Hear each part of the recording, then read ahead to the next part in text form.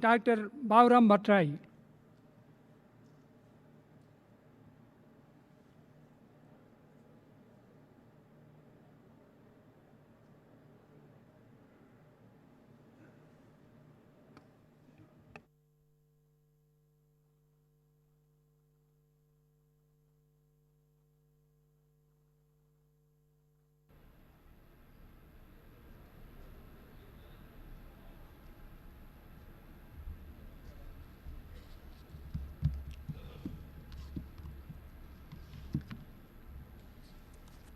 सम्मानीय सभामुख महोदय, हाम्रो जीवनकालकै र सम्भवतः मानव जातिको उत्पत्ति पछि पृथ्वीको यति ठुलो भूभागमा एकैसाथ प्रभाव पार्ने कोरोना महाव्याधिको प्रकोपबाट ज्यान गुमाउनुभएका विश्वभरिका 2,70,000 भन्दा बढी मानिसहरू र तीमध्ये विदेशमा हुने 80 भन्दा बढी नेपालीहरू सबैप्रति म हार्दिक श्रद्धाञ्जली व्यक्त गर्न चाहन्छु र यो महाव्याधिको क्रममा अग्रपङ्क्तिमा रहेर आफ्नो भूमिका निर्वाह गर्नुहुने स्वास्थ्यकर्मीहरू, सुरक्षाकर्मीहरू, सञ्चारकर्मीहरू, सफाईकर्मीहरू र खाद्यान्न लगायतका अत्यावश्यक वस्तु आपूर्ति गर्न अहोरात खट्ने सम्पूर्ण व्यक्तिहरूप्रति म हार्दिक सम्मान व्यक्त गर्न चाहन्छु, धन्यवाद भन्न चाहन्छु र यो नेपालमा पनि 45 दिनभन्दा बढी समयसम्म धैर्यतापूर्वक लकडाउन पालना गर्नुहुने सम्पूर्ण आदरणीय जनसमुदायहरूप्रति म सम्मान व्यक्त गर्न चाहन्छु। सम्मानीय सभामुख महोदय, यति बेला हामी अत्यन्त संवेदनशील क्षणमा छौँ। मानव जातिको अथवा कुनै पनि प्राणीको निम्ति आफ्नो प्राणभन्दा प्यारो चिज केही पनि हुँदैन। त्यसैले यो महामारीबाट हामीले आफ्नो जीवनको रक्षा कसरी गर्ने भन्ने प्रश्न नै यति बेला सबभन्दा महत्त्वपूर्ण प्रश्न हो। संयोगले भनौँ अथवा वातावरणीय अथवा प्रतिजन्य कारणले भन्यौँ, अहिलेसम्म हामीले नेपालमा त्यति धेरै ज्यान गुमाउनु परिरहेको अवस्था छैन। फेरि पनि यो कोरोनाबारे अझै वैज्ञानिक निष्कर्ष ननिस्किसकेको अवस्थामा यो कहिलेसम्म रहन्छ, यसले कति क्षति गर्छ भन्ने कुनै ठोस निष्कर्ष छैन। कतिपय विज्ञहरूका भनाइअनुसार यो केही तल झरे जस्तो हुन्छ र फेरि यो माथि आउँछ र फेरि झर्छ। यो क्रमले चाहिँ झन्डै 1.5-2 वर्ष पनि जान सक्छ भनिँदैछ। र नेपालकै सन्दर्भमा भनियो भने अहिले हामीसँग थोरै मात्रै सङ्क्रमितको सङ्ख्या देखिए पनि परीक्षणको सङ्ख्या हाम्रो अत्यन्त नगण्य छ। जबकि विश्वका थुप्रै देशहरूमा प्रति 10 लाख 30, 40, 50 हजारसम्मको परीक्षण गरिएको छ भने हिजोको तथ्याङ्कसम्म नेपालमा चाहिँ हामीले प्रति 10 लाख जम्मा 534 जनाको PCR विधिबाट परीक्षण गरेका छौँ, किनकि त्यो नै बढी भरपर्दो मानिएको छ। सुदूरपश्चिम प्रदेश जहाँ 1 लाखभन्दा बढी विदेशमा श्रम गरे नेपालीहरू आएको तथ्याङ्क छ, त्यहाँ आज मात्रै समाचार आएको छ त्यो परीक्षण किटको अभावमा त्यही पनि त्यो रोकिएको छ। त्यसैले हामी ढुक्क भएर बस्न सक्ने अवस्था छैन। कतिपय विज्ञहरूले भनेका छन् हामीले ठिक ढङ्गले परीक्षण गर्न नसकेको कारणले गर्दा यो सङ्क्रमितहरूको सङ्ख्या लुकेको पनि हुनसक्छ। त्यसो भएको हुनाले हामीले प्रोक्सी टेस्टको तरिकाले पनि हामीले अनुमान गर्नुपर्छ। अर्थात् प्रति महिना सम्बन्धित क्षेत्रमा मृत्युदर के थियो अथवा नेपालमा के थियो भन्नेको आधारमा पनि यो बिचमा बढ्यो कि घट्यो भन्ने तरिकाले पनि त्यसलाई पत्ता लगाउन अथवा अनुमान गर्न सकिँदो रहेछ। उदाहरणको निम्ति हालसालै इरान र टर्कीमा थोरै सङ्ख्या देखियो, उनीहरू ढुक्क भएर बसे, तर पछि वारवार ती थाहै नपाइकन धेरै मान्छेहरूको त्यहाँ मृत्यु भयो। पछि बुझ्दा तिनीहरू कोरोनाबाट तिनीहरूको मृत्यु भएको रहेछ। त्यसैले अरू तरिकाबाट पनि हामीले गर्नुपर्दछ र सरकार ढुक्क भएर बस्नु चाहिँ हुँदैन। तपाईँ हामी कोही पनि ढुक्क भएर बस्नु हुँदैन। र दुःखको कुरा यो गत मङ्सिरदेखि यो आउँदैछ भन्ने हामीले थाहा हुँदै पनि हाम्रो तयारी कति कमजोर रहेछ त्यो हामी सबैले देख्यौँ। अहिले यति बेला आरोप प्रत्यारोप गर्नु शोभनीय हुँदैन, त्यो चाहना पनि छैन। तर यथार्थ तथ्यबारे चाहिँ हामी फेरि अवगत हुनैपर्छ। हामीले आफैले ढाँटेर बस्यौँ भने फेरि ठुलो क्षति हुने खतरा पनि रहन्छ। हामीले जुन सामान्य स्वास्थ्यका उपकरणहरू, सुरक्षा उपकरणहरू, अस्पताल लगायतको व्यवस्थापन जुन ढङ्गले हामीले गर्नुपर्थ्यो त्यो पुगेको रहेनछ भन्ने त हामीले देख्यौँ। त्यसैले त्यतापट्टि हामी गम्भीर बन्नै पर्छ। अब सरकारको तर्फबाट बोल्नु पर्दा त हामी सबै ठिक गऱ्यौँ, सब ठिकठाक छ भन्नै पर्छ औपचारिकताको निम्ति। तर हामीले आफ्नो ब्रह्मलाई सोध्यौँ भने ठिकठाक छैन। एउटा लकडाउन हामीले गर्नै पर्थ्यो सोसियल डिस्टेन्स मेन्टेन गर्नुको निम्ति, विश्वव्यापी मान्यता थियो, हामीले पनि गऱ्यौँ।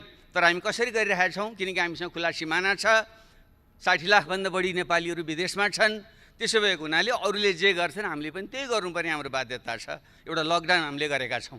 अर्को हाम्रो सरकारले गरेको छ, हाम्रा विदेशका नागरिकहरूलाई भित्र नआऊ भने तिनलाई रोकेको छ, त्यो काम गरेको छ। त्योदेखि बाहेक अरू त्यति सन्तोषजनक ढङ्गले चित्त बुझाउने ठाउँ छैन। यसबारे चाहिँ सरकारको ध्यान पुग्नेछ भन्ने म विश्वास दिलाउन चाहन्छु। अब केही धेरै विस्तारमा नगइकन म अलिकति यही विषयमा कहाँ मात्रै ध्यानाकर्षण गर्न चाहन्छु भने एउटा हामी गम्भीर बन्नै पर्ने विषय, हाम्रा जुन विदेशमा श्रम गर्न बाध्यतावश श्रम गर्न गएका नागरिकहरूको ठुलो सङ्ख्या छ, उनीहरूको अत्यन्त विचलितको अवस्था छ। म सोसियल मिडियामा पनि सक्रिय हुन्छु। त्यसै गर्दा मलाई रातिसम्म कहिले माल्टाबाट फोन आउँछ, कहिले मध्य अमेरिकाबाट फोन आउँछ, कहिले मलेसियाबाट फोन आउँछ, कहिले भारतको गुजरात र गोवाहरूबाट फोन आउँछ। हामी अलपत्र पऱ्यौँ। त्यहाँको सरकारले भन्छ तिमीहरू जाऊ, जस्तै गोवाको सरकारले अस्ति मात्रै सूचना जारी गरेर तिमीहरू हिँड यहाँबाट, हामी रेल ल्याउँछौँ, त्यहाँ बसेर तिमीहरूको सिमानासँग पुर्याइदिन्छौँ भनेको छ। तर हाम्रो सरकारले त्यसबारे चाहिँ ठोस निर्णय गर्न सकेको छैन। मैले त्यसलाई सेयर पनि गरेको थिएँ, सरकारले पक्कै पनि थाहा छ यो विषयमा। तर उनीहरू अहिले पनि अल्पत्र परेर बसेका छन्। आज मात्रै एउटा भिडियो भाइरल भएको छ, तपाईँहरू सबैले हेर्नुभएको होला। एकजना डाक्टरले सेयर गर्नुभएको भिडियोलाई मैले ट्विटरमा पनि सेयर गरेको थिएँ। त्यो सुनौँ, सबैले सुनौँ, हेरौँ एकचोटि। त्यसबाट पनि हाम्रो आत्मा पग्लिएन, आँखाबाट आँसु आएनन् भने हामीले आफैलाई सोध्नुपर्छ, हामी मानव हौँ कि होइनौँ? एउटा नेपालीले हात जोडेर भनिराखेको छ कहाँ जाउँ, म जाने ठाउँ छैन, बस्न देऊ भनिराखेको छ। उसलाई त्यहाँ हप्काइएको छ, हामीले बोलेर आएको हो, तिमी आफै आऊ, तिमीले हामीले कसरी पाल्न सक्छौ, जान्छौ जाऊ भनिराखेको छ। ऊ बिचरा हात जोड्यो भने चाहिँ म कहाँ जाने ठाउँै छैन। यस्तो नेपालीहरूको यस्तो अवस्थामा हामीले सब ठिकठाक छ भनेर भन्न मिल्छ? यो यथार्थ हो। यो त्यसैले ती 60 लाखभन्दा बढी विदेशमा रहने नेपालीहरूमध्ये अनुमान गरिँदैछ 1/4 त पक्कै पनि उनीहरू विस्थापित हुन्छन्। किन मध्य पूर्वमा ठुलो त्यहाँ पनि महामारीको समस्या छ, त्यसबाहेकै आर्थिक मन्दी छ, तेलको भाउ गिरेको छ। त्यो कारणले गर्दा रोजगारी गुमेर 15-20 लाख नेपाली यो वर्षभित्र नेपाल फर्कनेवाला छन्। र प्रत्येक वर्ष थपिने 5 लाख नेपाली युवाहरूको बेरोजगारी त्यहाँ थपिँदा तिनको व्यवस्था हामीले ठिक गर्न सकेनौँ भने के हुन्छ? त्यतापट्टि अहिले नै ध्यान दियोस् भन्ने म आग्रह गर्न चाहन्छु। तिमीहरू नआऊ भनेर सुख पाइँदैन। हाम्रो संविधानले भनेको छ कोही पनि नेपालीलाई देश निकाला गरिने छैन। यो त देश निकाला गरे जस्तो, नआऊ भन्नु त्यही हो नि। हाम्रो संविधानको धारा 45 त्यही भन्छ, उताबाट जाऊ भनेको छ, हामी नआऊ भनेका छौँ। त्यो हाम्रो आफ्नै अनागरिक बनाउने हामीले। त्यसले यो विषयमा गम्भीरताबाट ध्यान दियोस् र जो बेरोजगार बनेर हाम्रो युवाहरू यहाँ आउँदैछन् तिनीहरूको व्यवस्था के गर्ने हो भन्ने विषयमा रातो दिन हामी लाग्नुपर्ने आवश्यकता छ। त्यतापट्टि ध्यान दियोस्। र यो बिचमा केही अरू पनि गम्भीर प्रकृतिका कमजोरीहरू भए। जो ज्याला मजदुरी गरेर खाने मान्छेहरू थिए, जो अस्थायी मजदुरी गर्ने मान्छेहरू थिए, तिनीहरूको सङ्ख्या भनिन्छ हाम्रो करिब 72 लाख त्यस्ता श्रमिकहरूमध्ये 60% अस्थायी प्रकृतिका श्रमिकहरू छन्। अर्थात् 40-50 लाख त्यस्ता अस्थायी प्रकृतिका श्रमिकहरू जो गाउँबाट विस्थापित भएर सहर पसे र हामीले कुनै व्यवस्था नगर्दाखेरि उनीहरू रुँदै गर्भवती महिलाहरू कुन बेहाल अवस्थामा रुँदै उनीहरू गाउँ फर्के, तपाईँ हामी सबैले देखेका छौँ। अनि के त्यतापट्टि हाम्रो कर्तव्य बन्दैन, सरकारको कर्तव्य बन्दैन? हामीले त्यसबारे के गर्यौँ? तिनीहरूलाई सम्बन्धित ठाउँमै व्यवस्था गर्न सक्नु पर्थ्यो। नसके तिनीहरूलाई स्थानीय तहसँग सम्बन्ध गरेर हामीले व्यवस्थापन गरेर पठाइदिनु पर्थ्यो। हामीले त्यो देख्यौँ, ठुलो हामीले हेरेर बस्यौँ। यहाँ विपन्न नागरिकहरू, अपाङ्गता भएका मानिसहरू, वृद्धहरू, अशक्तहरू, उनीहरूको निम्ति जुन हामीले सुरक्षा भत्ताको सामाजिक सुरक्षाको व्यवस्था गर्नुपर्थ्यो, गर्न सकेका थिएनौँ। तर यही बेलामा यति बेला हामीले गर्न सक्नु पर्थ्यो। कमसेकम हामी स्थानीय तह छ र अहिले स्कुल कलेजहरू बन्द छन्, शिक्षकहरू छुट्टीमा बसेका छन्। त्यसलाई मात्रै परिचालन गरेर सबै राजनीतिक दलहरू सर्वदलीय एउटा संयन्त्र बनाएर प्रत्येक टोलमा खटाउने हो भने अहिलेको सञ्चारको युगमा पैदलै हिँडेर जानु पनि पर्दैन, ठाउँमा पुग्नु पनि पर्दैन। हामीले तिनको यथार्थ तथ्याङ्क अभिलेखन गर्न सक्थ्यौँ र तिनीहरूलाई बैङ्क खाता खोलेर बैङ्क मार्फत चाहिँ ती प्रत्येक त्यस्ता विपन्न र अशक्त मानिसहरूको निम्ति घर घरमा चाहिँ हामीले चाहिँ मुद्रा ट्रान्सफर गर्न सक्थ्यौँ, पैसा पठाउन हामीले सक्थ्यौँ। त्यतापट्टि पनि हाम्रो ध्यान गएको छैन र यो समस्या सहजै हल हुनेवाला छैन। अर्कोतिर हामीले देखिरहेका छौँ जुन साना मध्यम व्यवसायहरू हुन्, खास गरी पर्यटन लगायतका क्षेत्रहरू उनीहरू बन्द छन्, श्रमिकहरूले ज्याला पाएका छैनन्। त्यो कसले दिने हो भन्ने विषयमा अलमल छ। उनीहरू हामी दिन सक्दैनौँ भनेका छन् र सरकारले खासै तिमीहरू आफै देऊ भनेको छ। अनि यसको चाहिँ हामीले छिटो व्यवस्था गऱ्यौँ भने के हुन्छ? अरू थुप्रै जुन स्थायी श्रमिकहरू हुन् ती पनि भोकमै मर्नुपर्ने अवस्था छ र ती हाम्रा साना उद्यमहरू जसले 80% देशभित्रको चाहिँ रोजगारी दिन्छन् र निर्यातयोग्य वस्तुहरू तयार गर्छन्, ती बन्द भयो भने भएको यतिको अर्थतन्त्र पनि झन् चौपट भएर जाने अवस्था छ। तिनलाई राहतको प्याकेज खालि अमूर्त ढङ्गले भनिएको छ, तर ठोस प्रकारको राहतको प्याकेज जो मौद्रिक र वित्तीय प्रकरणहरूको उपयोग गरेर तिनीहरूलाई पुँजी अनुदान दिने अथवा ब्याज र करहरूको छुट दिने लगायतले जुन व्यवस्था गर्नु सक्नु पर्थ्यो, जो श्रमिकहरूको ज्याला हो तिनको चाहिँ सके धनी देशमा त सबै सरकारले तिर्दिएको, जस्तै जर्मनीमा जो फ्याक्ट्रीहरू बन्द भएका छन् ती श्रमिकहरूलाई चाहिँ सरकारले जम्मै ज्याला तिरेको छ। ल हामीले त्यो सक्दैनथ्यौँ भने पनि त्यहाँ उद्यमी व्यवसायीहरूसँग तिमीहरूले 50% तिमीहरू तिर, 50% सरकारले दिन्छ भनेर पनि त उनको पेट पाल्नु पर्थ्यो। तपाईँ हामीलाई लाज लाग्नु पर्दैन? हामीले पनि त लकडाउनको बेलामा हामीले सदन हाम्रो बन्द गरेर हामी बस्यौँ, तपाईँ हामीले चाहिँ पुरै तलब भत्ता हामी खाने, तर श्रमिकले चाहिँ नपाउने। अनि तपाईँ हामीले आफूलाई चाहिँ कम्युनिस्ट समाजवादी लोकतन्त्रवादी भन्न मिल्छ? त्यसले यस्ता संवेदनशील विषय बाँकी छन्, ध्यान पुगोस्। कृषि प्रधान देश यस्तो सङ्कटको बेलामा सबभन्दा ठुलो विषय भनेको खाद्य सुरक्षा हो। अहिले यसले हामीले सिकाउने सबभन्दा ठुलो पाठ, हामी आफ्ना कृषिजन्य वस्तुहरू, दुग्ध पदार्थहरू, फलफुलहरू हामीले उठाउन नसकेर, ल्याउन नसकेर, वितरण गर्न नसकेर त्यो कुहिएर बसेको छ र यता चाहिँ सहर बजारमा चाहिँ भाउ बढेर किनेर खाइसक्नु छैन।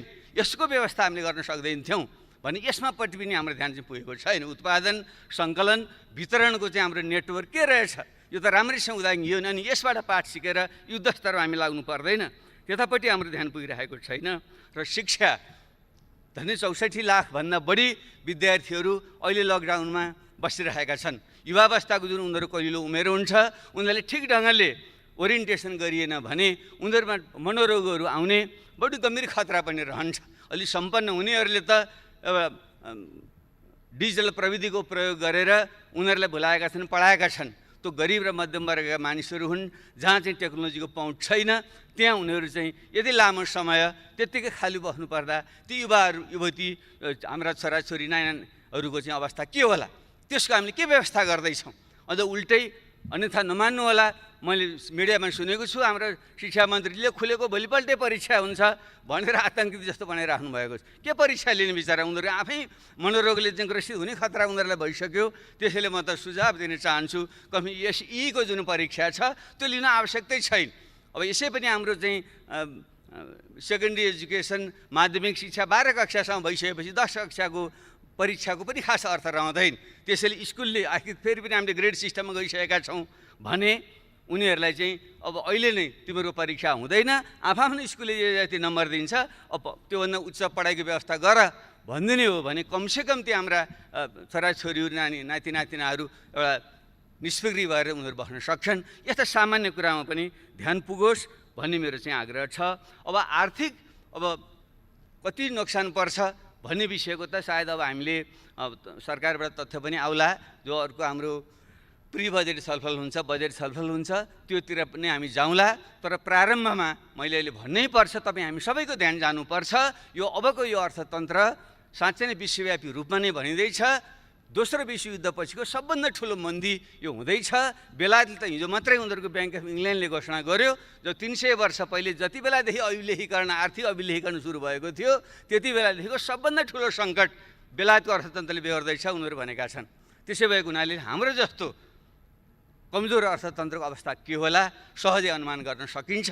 र 2 खर्बदेखि 5 खर्बसम्म हाम्रो अर्थतन्त्रमा नोक्सान हुन्छ भन्ने चाहिँ अनुमान छ भने त्यसको निम्ति हामी तयारी हामी कसरी गर्छौँ र मुख्य रूपमा त्यो 20-25 लाख जो युवाहरू बेरोजगार युवा थपिन्छन् तिनको व्यवस्था कसरी गर्छौँ, खाद्य जुन अभाव हुँदैछ त्यसको निम्ति कृषिलाई कसरी पुनर्जागरण गर्छौँ, स्वास्थ्य सम्बन्धी हाम्रो कमी हामीले देखिसकेका छौँ। त्यसैले यो रोजगारी केन्द्रित भएर, कृषि केन्द्रित भएर, शिक्षा र स्वास्थ्य केन्द्रित भएर हाम्रो चाहिँ यो वर्ष चाहिँ हामीले नीति कार्यक्रम र योजना बजेट ल्याउनुपर्छ। त्यो विषयमा चाहिँ हामीले फेरि बाँकी उसमा हामी छलफल गरौँला। अब अन्तर्राष्ट्रिय हिसाबले पनि यसले ठुलो चाहिँ एउटा परिवर्तन चाहिँ ल्याउँदैछ।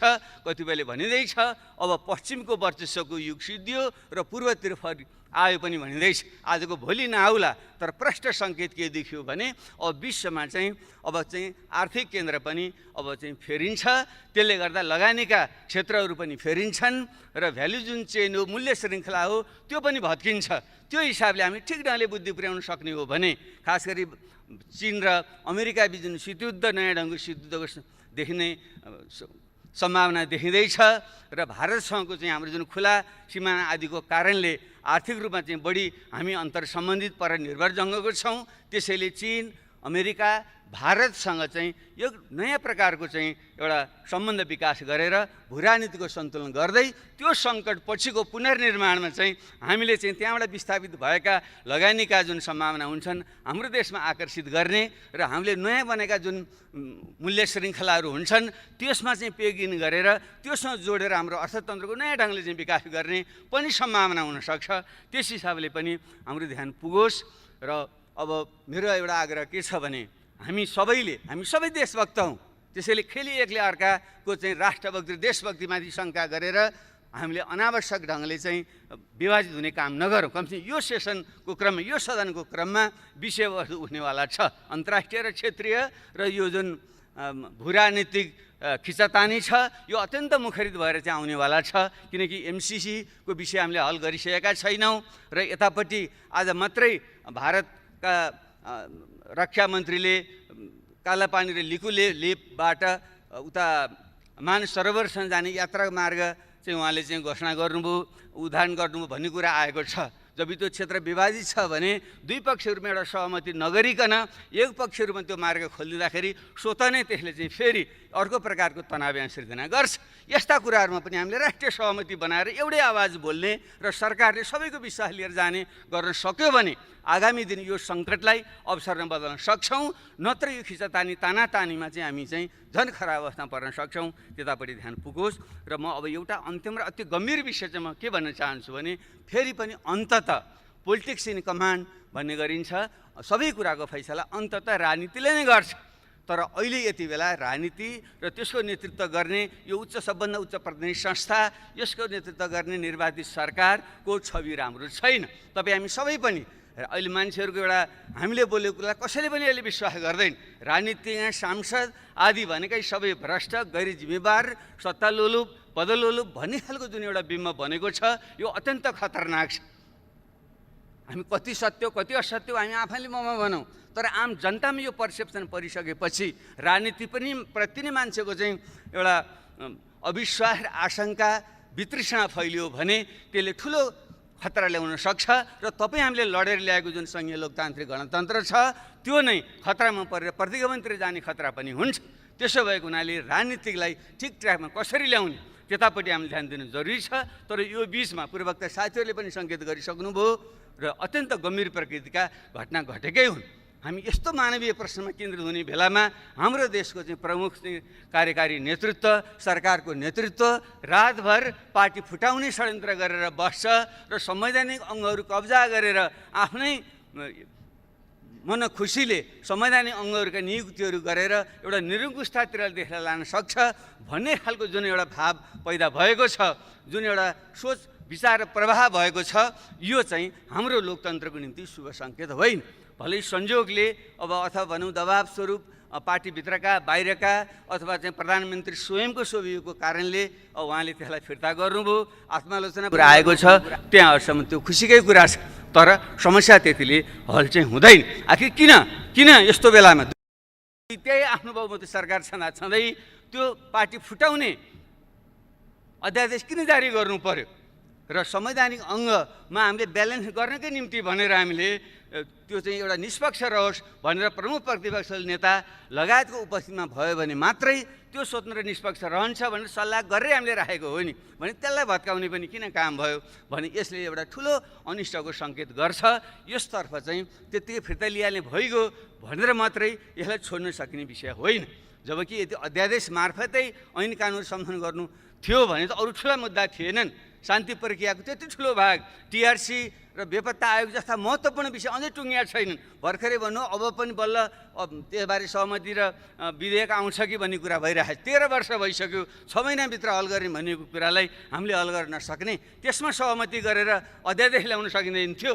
म त त्यो अपेक्षा गरिरहेको थिएँ। टिआरसी र बेपत्ता आयोगलाई छिटो सम्पन्न गर्ने पुरा गर्ने ढङ्गले आइदिएको भए हामी सबैले चाहिँ त्यसलाई स्वागत गर्थ्यौँ। त्यसरी नै संवैधानिक आयोगलाई अझै जुन हाम्रो चाहिँ अङ्गहरू कमजोर भएका छन् तिनलाई बलियो बनाउनुको निम्ति अझ जनलोकपालै ल्याउँ भन्ने गरेर चाहिँ एउटा अध्यादेश ल्याउनु खोजेको भए हामी सबैले समर्थन गर्थ्यौँ। अनि यो देशका मधेसी थारू आदिवासी जनजाति लगायतले यो संहिता पहिचानमा आधारित भएन, सही अर्थको यो संहिता भएन, एउटा प्रशासनिक संहिता भयो भन्ने जुन आवाज उठाइरहेका छन् र शासकीय स्वरूपबारे हामी सबैले यो अपूर्ण छ, निर्वाचन प्रणाली अपूर्ण छ, महिलाहरूबाट नागरिकता दिने अधिकार अपूर्ण छ भनिरहेका छौँ भने त्यसलाई संशोधन गर्नको निम्ति ल्याइदिएको भए के हुन्थ्यो? हामी सबैले 100% हाम्रो सहमतिबाट जान सक्थ्यौँ। त्यसैले यसरी जुन एउटा उल्टो दिशातिर जुन राजनीति प्रवाह हुन खोजेको छ यो अत्यन्त गम्भीर छ र यसलाई विशेष ढङ्गले ध्यान दियोस् भन्ने म आग्रह गर्न चाहन्छु। अब यसैमा अझै पार्टी फुटाउने विधेयक बेठी त छँदै थियो र एउटा पार्टीलाई फुटाउनको निम्ति ल्याइयो भनेर प्रधानमन्त्रीजी स्वयंले आफ्नो पार्टीको बैठकमा भन्नुभयो भन्ने जुन अखबारमा आएको छ त्यो बन्यो भने ठुलो नैतिक प्रश्न भएन, ठुलो नैतिक प्रश्न भयो नि।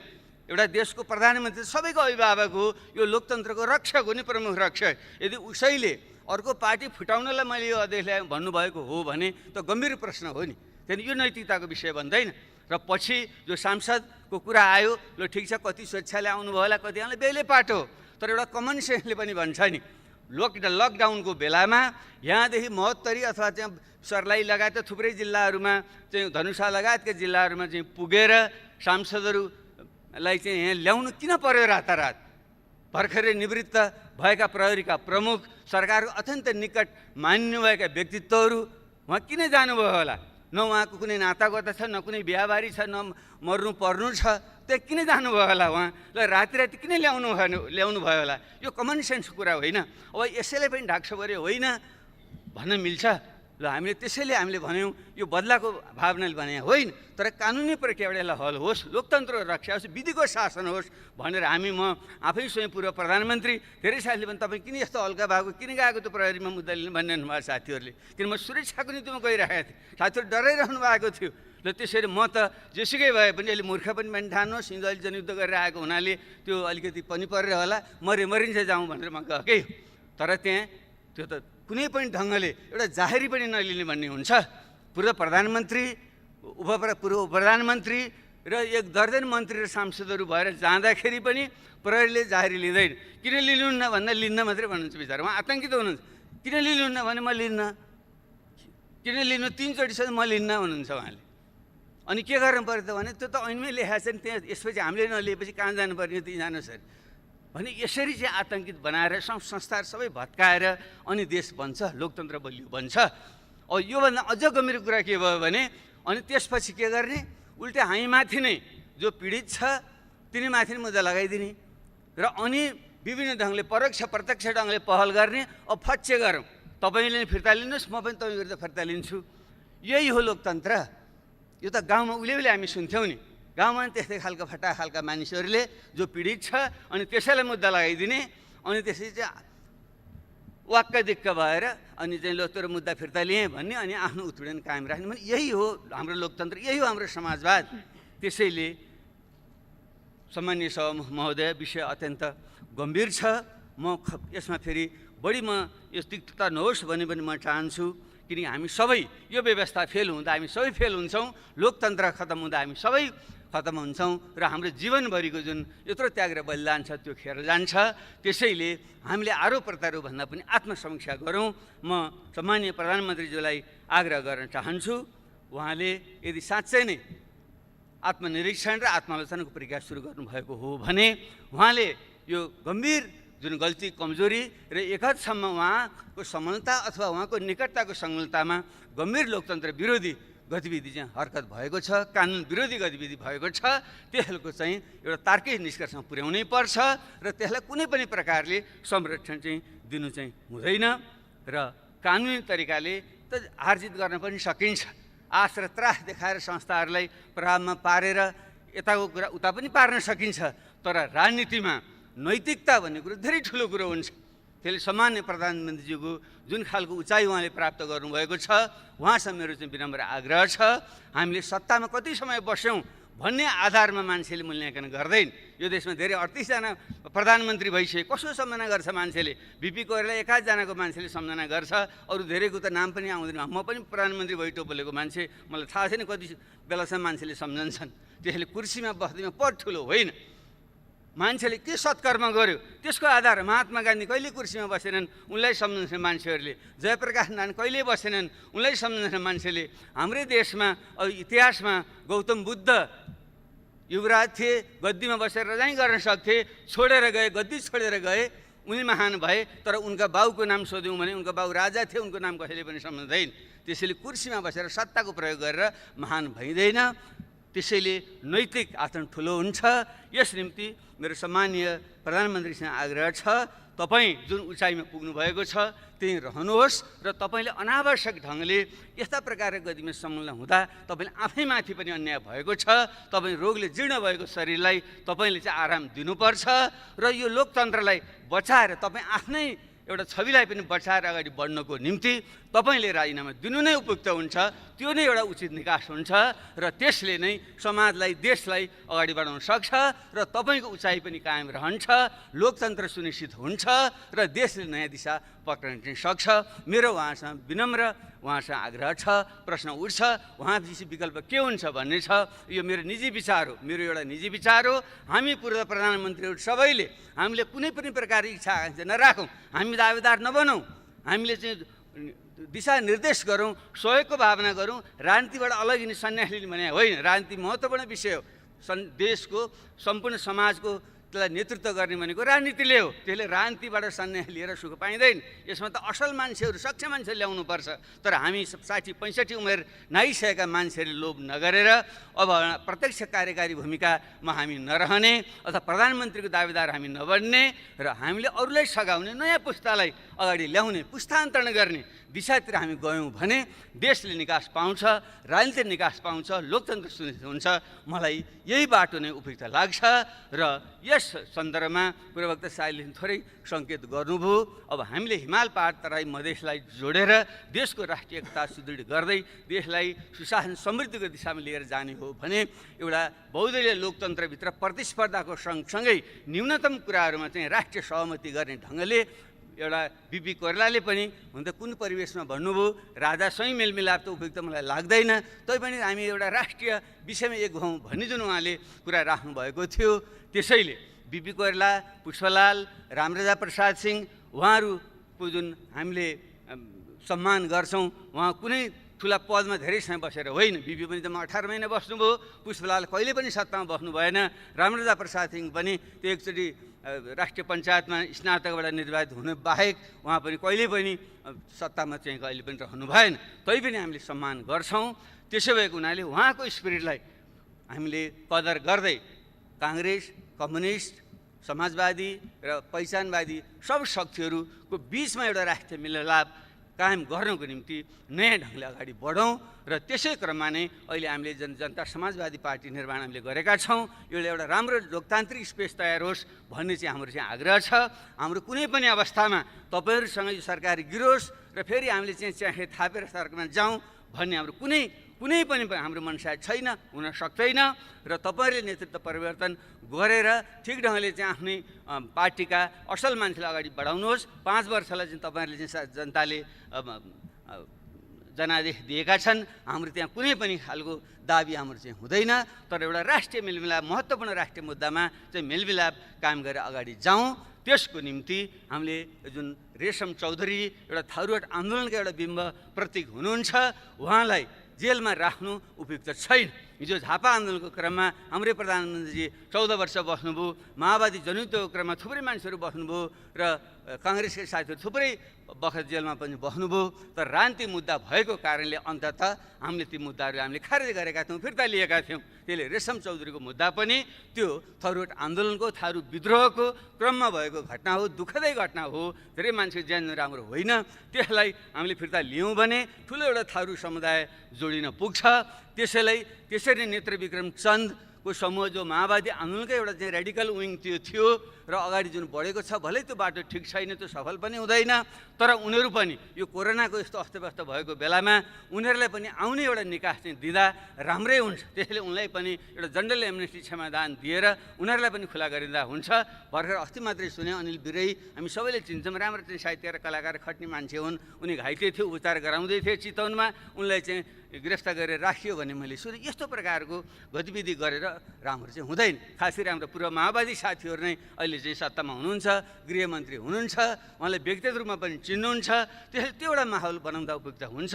र त्यसरी सानातिना मुद्दा लाएर सांसदहरूलाई पनि फसाइदिने र चाहिँ यो निलम्बनमा राख्ने जुन प्रवृत्ति छ त्यो पनि उपयुक्त भएन। कि त छिटो मुद्दा चलाएर फैसला गरिदिनु पर्यो। कुनै ठाउँबाट सांसद निर्वाचित भएर आएको छ, विविध कारणले चाहिँ मुद्दा चाहिँ दायर हुन्छ, मुद्दा दायर हुने बित्तिकै चाहिँ सांसद चाहिँ निलम्बन भएपछि अनि त्यो क्षेत्रको प्रतिनिधित्व के हुन्छ अरू विषयमा जान्दिनँ। अब हरिनारायण रौनियार अहिले हाम्रो समाजवादी पार्टीकै तर्फबाट सांसद हुनुहुन्थ्यो, भलै चाहिँ अहिले उहाँको कन्स्ट्रक्सन कम्पनीको चाहिँ छवि त्यति राम्रो चाहिँ छैन र त्यसबारे हामीले उहाँलाई कुनै पनि ढाकछोप गर्नु पनि छैन। तर निलम्बन गर्ने तर 1.5 वर्ष भइसक्यो, त्यो प्रक्रिया अगाडि पनि बढ्दैन, तर त्यो क्षेत्र त प्रतिविहीन भयो नि। त्यसले यस्तो विषयमा पनि हामीले सोध्यो यसको निकास के हो। यो विषयमा पनि यसको अर्थ चाहिँ दण्डहीनतालाई प्रोत्साहन दिन भन्न खोजेको होइन, तर जनप्रतिनिधिलाई चाहिँ तपाईँले एउटा निष्कर्ष नपुर्याइकन निलम्बन गरेर राखिदिनु भयो भने त्यसको मार त जनतालाई पर्ने भयो नि, त्यो क्षेत्रका जनतालाई। यसको निकास खोज्नेतिर पनि हामी जाउँ। यी ढङ्गले चाहिँ हामीले सोध्न सक्यौँ भने हामीले यो सदन जुन हाम्रो छ बजेट अधिवेशन पनि हामीले भन्छौँ, यस क्रममा चाहिँ गहन ढङ्गले छलफल गरेर अगाडि जान सक्दा देशले चाहिँ निकास पाउँछ। त्यसैले अब बल हाम्रो सम्मानीय प्रधानमन्त्रीजीकै कोर्टमा छ र उहाँले नै यसबारेमा सोचेर उचित निर्णय लिनुहुनेछ भनिन्छ। शिखर चढ्न सजिलो हुन्छ, तर शिखरमा टिक्न गाह्रो हुन्छ। उहाँले शिखरमा हुनुहुन्छ, कसरी त्यहाँ टिक्ने हो उहाँले सोध्नुहुनेछ। हामीले त सुझाव दिने हो, किनकि घोडालाई खोलासम्म लान सकिन्छ, पानी पियाउन सकिँदैन। विज्ञ सुखी अधिकम। धन्यवाद।